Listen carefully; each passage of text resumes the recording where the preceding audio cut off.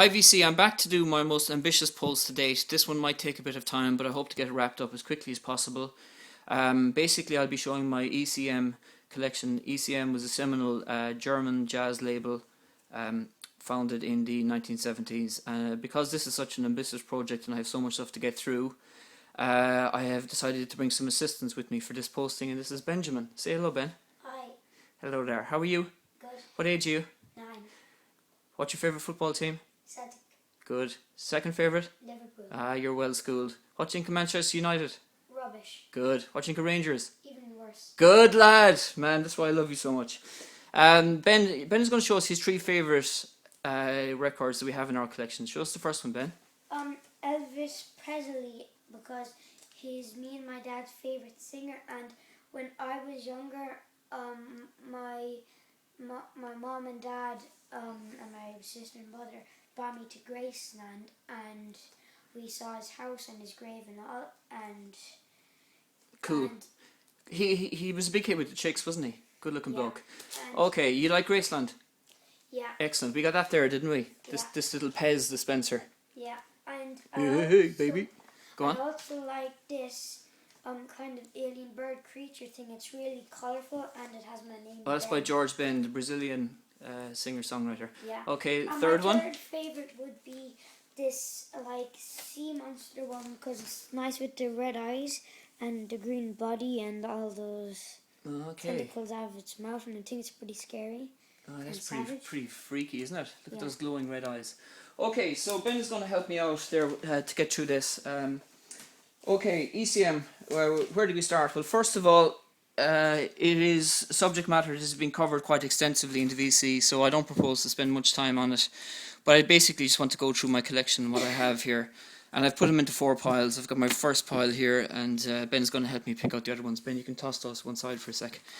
Okay, so before we start, I'd like to say that I'm not a fan at all of John Garbarek. I find his soprano saxophone kind of irritating, and he's a highly touted and probably the most successful recording artist.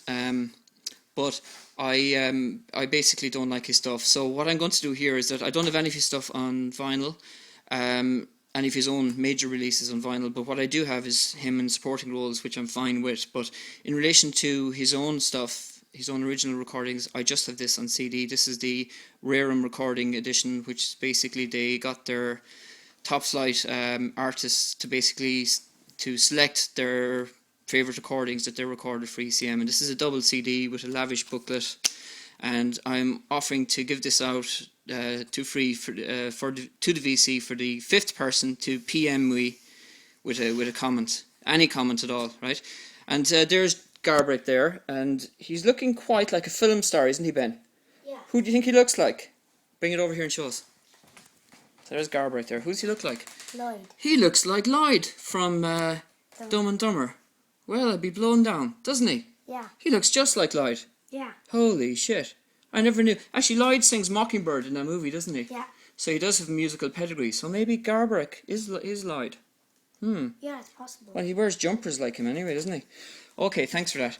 Okay, lads, so that's for the offing for whoever wants it. So the 5th person with a PM gets that. Okay, so in relation to ECM, it's stuff that I've been able to pick up very cheaply. I first of all, I got introduced to ECM by accident, really. I was into David Sylvian's music in a big way, and I noticed there was a few musicians on it that I decided to check up, principally Kenny Wheeler, and I checked out Kenny Wheeler's stuff, and I bought 2 of his releases, which I'll show in a second. So basically, before I even knew it, I had some ECM stuff in my collection. And then I went out and I saw other guys about a year ago posting a whole heap of ECM videos. There was a series of them. It was kind of a relay in action in the VC. There was about a dozen people at one stage posting their ECM videos. So I said I'd look into it a bit further. And at that point, I actually located a seller in the US that was offering his collection, and I got about 20 releases for about €2.50 each.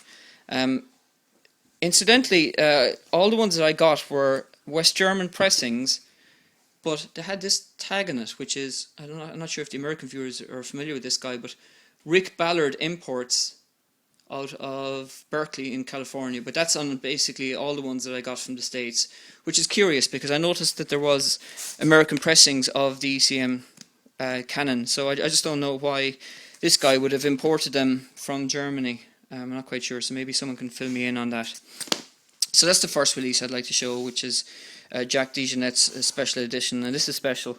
This is really good. It's a free jazz release from 1980. That's been shown by a few people.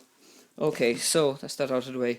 Now, one of my very, very, very favourite ECM releases and one of my favourite jazz LPs by any recording studio is this fantastic LP by Egberto Gismonti called Soldo Mio Dia, which I actually thought meant son of my life, which is or son of my day, because it's a fairly descriptive term for what's contained within.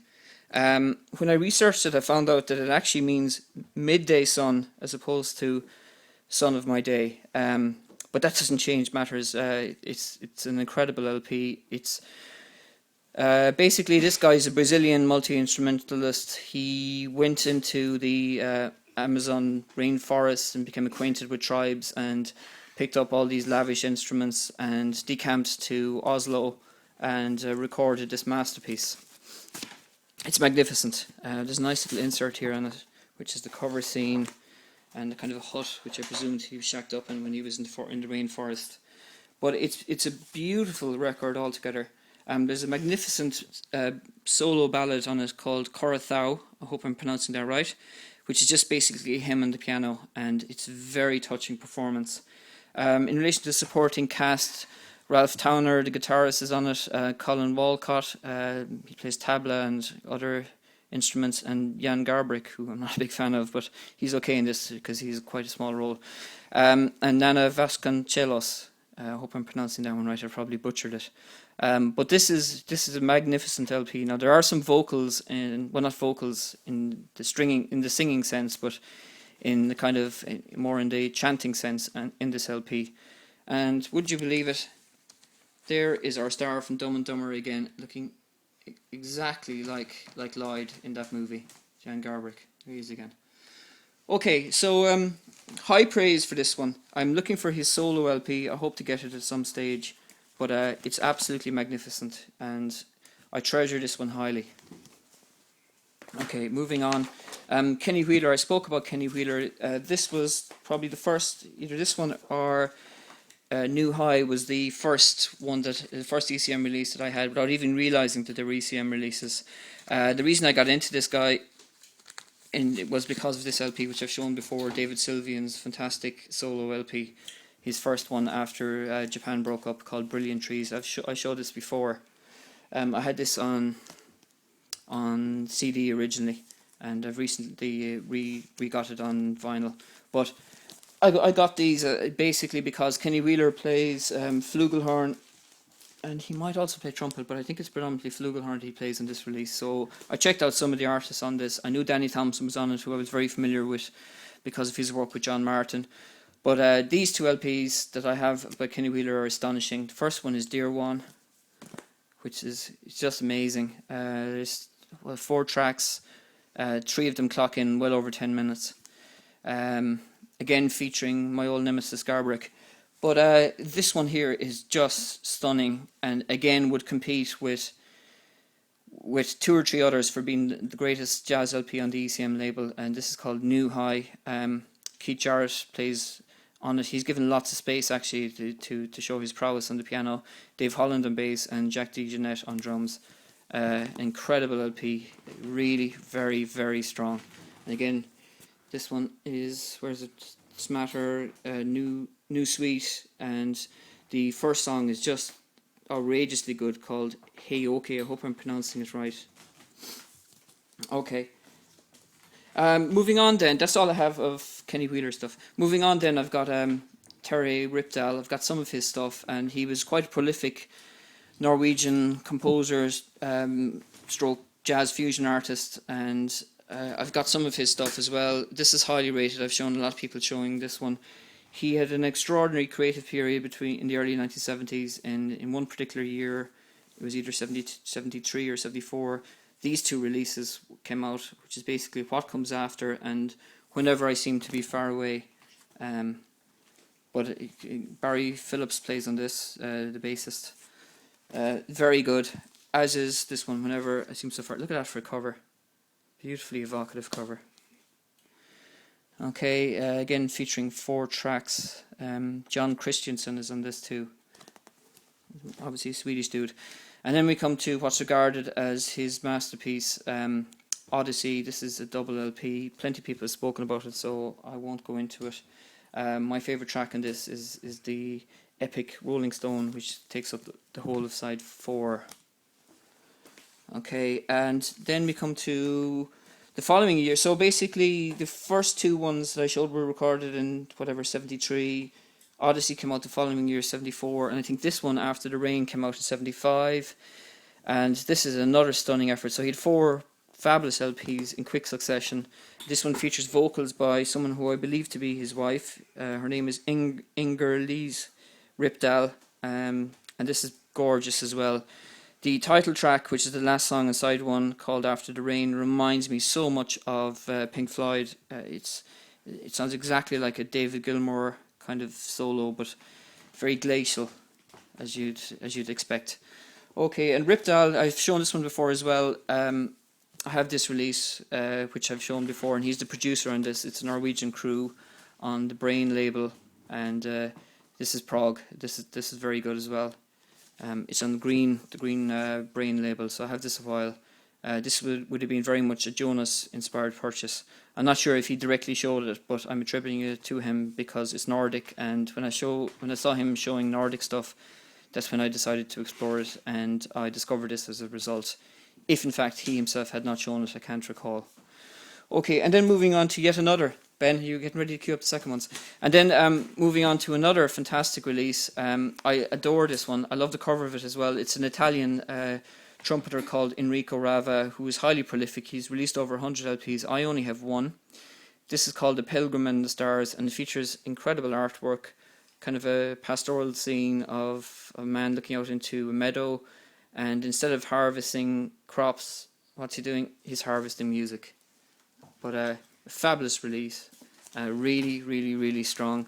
The poor man was in unfortunate need of dental work, as the back photo will attest. Okay, so pile 2. Here you go. Okay, thanks Ben. Thank you, man. Okay, pile 2, yet another one of the touted performers on the ECM label was Eberhard Weber. This copy I got for free because one of the tracks it's stuck, right? I think it's the Yellow Fields track itself. It isn't. It's stuck on Left Lane, side 2.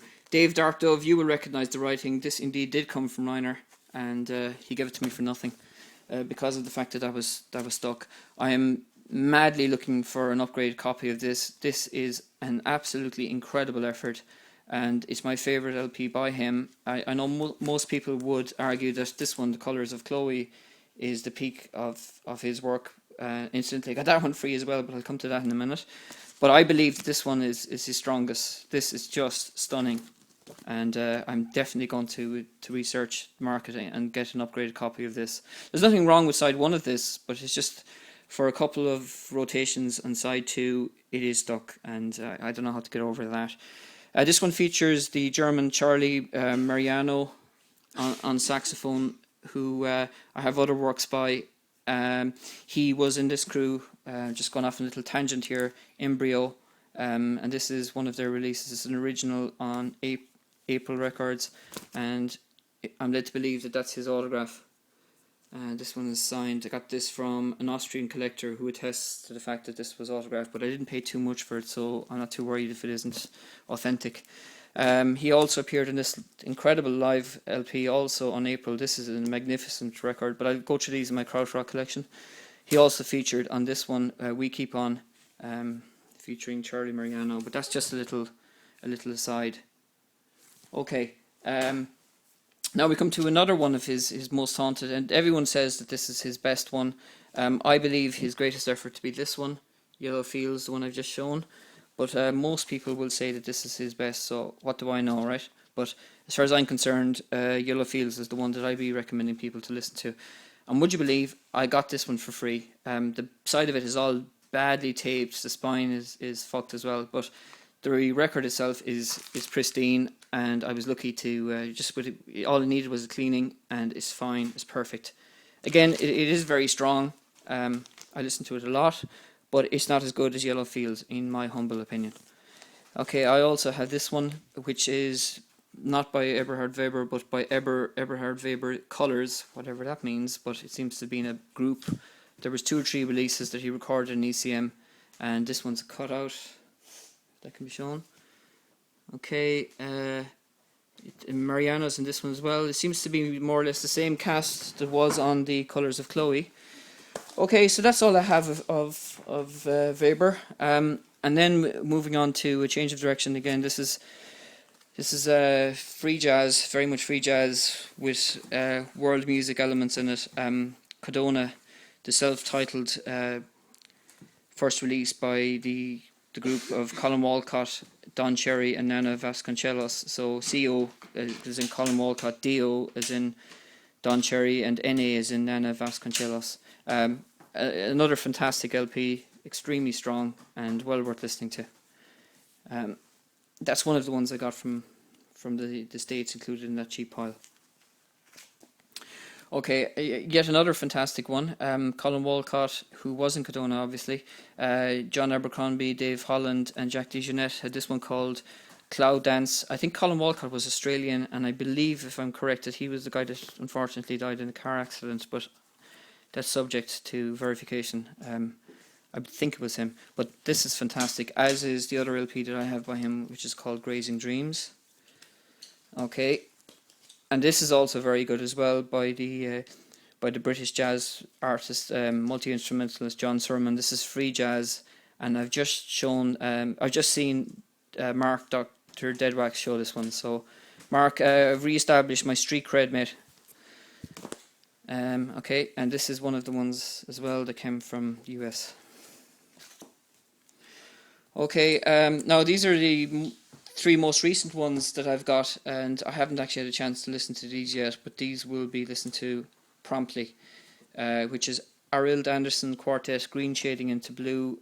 I saw this being recommended, I think it was by Anders in Stockholm, but I believe it was him that recommended that one. Lester Bowie, The Great Pretender, I've seen this being recommended as well. I got this one for €2, and I haven't heard it yet, and again I haven't heard this one. Charlie Hayden, and look at this for cast. Don Cherry, Paul Motion, the pianist. There's a whole range of people here. Carla Bley. I think it features all songs written by and composed by Carla Bley, or of the lanky hair, and featuring some guys that seem to be in the lineup occasioned by the Fashion Police, because my God, he's looking pretty professorial there, isn't he? I believe that could be the man himself, Charlie Hayden, but again, I'm not sure. And that's definitely Don Cherry there. Okay, so I haven't listened to that, but it's on the way. Those 3 are the last 3 ones that I have to listen to. Okay, Ben, pile 3, second last pile. Almost there, lads. The last one doesn't have. Okay, I'm in a big guitar kick at the moment, and this one I don't see anyone showing. I'm very impressed with it. It's Bill Connors. It's called Swimming with a Hole in My Head, I think. Swimming with a Hole in My Body. Absolutely fantastic. A solo effort. Very glacial. And if there is such a thing as an ECM sound, this recording encompasses it. Okay, Fusion Classic, which a lot of people have shown. John Abercrombie, Timeless. And Dave Darkdove, yes, I did get this one from Reiner. And one of the first ones I got from him, actually. And whatever I paid for it, I don't know, it was ridiculous money again, but €3 or something. But that's an acknowledged classic. Jan Hammer is on it, and Jack DeJohnette. So Jonas, I think you have this one as well. Okay, Pat Metheny. Now, all of these were from the collection that I got in America. This is an extremely strong recording, I think. Very, very happy with this one. I listen to this one a lot. I think he's actually I think he gets a bit too much flack from people. I showed this one in a recent final update as well. It's Matheny with Charlie Hayden and Billy Higgins called Rejoicing. I really like this one too. And I've seen a few people trash this one. I can't understand why. Matheny watercolours, I think it's magnificent. There's some beautiful tracks on this, particularly the second track, Ice Fire, which is stunning. Okay, not so much this one.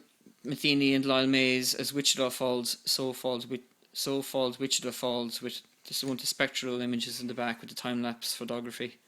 Not that great.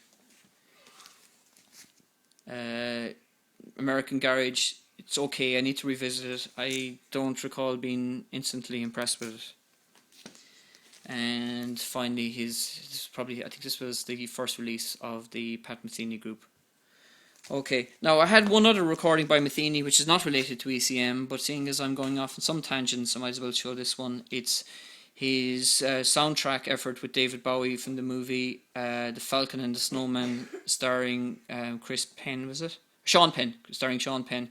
This is Not America. This was a beautiful track from the early 80s, about 85 or 86, maybe even 83. It was pretty early in the 80s, 85 actually, but a beautiful song. Okay, that's not an ECM, by the way. Okay, and then just continuing the guitar theme, I've shown some of these before. As I said, I'm in a huge Ralph Towner kick. So Blue Sun, this one's gorgeous as well. Solstice, again featuring my nemesis Garbarek, albeit in a reduced role, thank God. And this is called Solstice, and this is beautiful, very spectral recording. Very, very good. It's a cutout. There you go. And what do you know it? There he is again.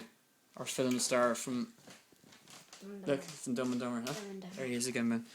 Okay, I showed this one before as well recently. This is a recent find. Towner and Gary Burton, the Vibes Clear matchbook. As was this one, Abercrombie and Towner, two superb guitarists, Zaragoza C. And then not an ECM release, but related to ECM because of the artist Glenn Moore. Colin Walcott recorded with ECM, and Towner recorded with ECM, and Glenn Moore I think on occasion did, but I'm not sure about McCandless. But this was a live recording of the group Oregon. It's on Vanguard, which aesthetically is my favourite label. I love the gold label with the black and the white typeface. I think it's stunning. But this is a particularly strong LP. Very good. And also also on Vanguard, not an ECM, is this particular masterpiece from Larry Coryell, again featuring Glenn Moore, Colin Walcott and Ralph Towner. So effectively it's Oregon with Larry Coryell minus McCandless. This is a beautiful effort. Very, very nice. I play this a lot. The only thing I'll say about it that's below par is the artwork, which when I show the next one will explain why this one pales into comparison. And you all know what I'm going to show. It's Chick Corea's titled Return to Forever. Nothing to do with the group Return to Forever, but what an evocative image. I mean, how superior is that image to that one of the seagull? I mean, come on. Stunning. Probably the most fantastic album cover ever. Certainly one of them. And there's some vocal tracks on this. A lot of people have heralded this one. Principally Freddie Big Star. Superb. Okay, Ben, the last two. And so we move on to the last two, and we get this wrapped up in 25. Last but not least, well done, Ben. And I couldn't have said it better myself. Two of my favourites, including my very favourite ECM release, but one of them, the double LP Cologne concert. This particular copy is in tatters on the outside. All the laminate is ripped off it, it's discoloured and everything, but fortunately the vinyl is immaculate, and plenty of people have spoken about this. I'll refer anyone who's interested to Freddie Big Star's spiel on this, which they should easily find. An incredible solo piano LP, and to cap it all off, my particular favourite, which I've shown before and I've indicated before, not just my favourite ECM release, but probably my favourite jazz release of all time, is Paul Bley, Open to Love. Just incredible. Just incredible. So that's it, lads. That's my my ECM collection, and I'd like to thank my associate, Ben. Ben, say goodbye. Bye. And say thank you, please comment. Thank you. Please comment. Bye.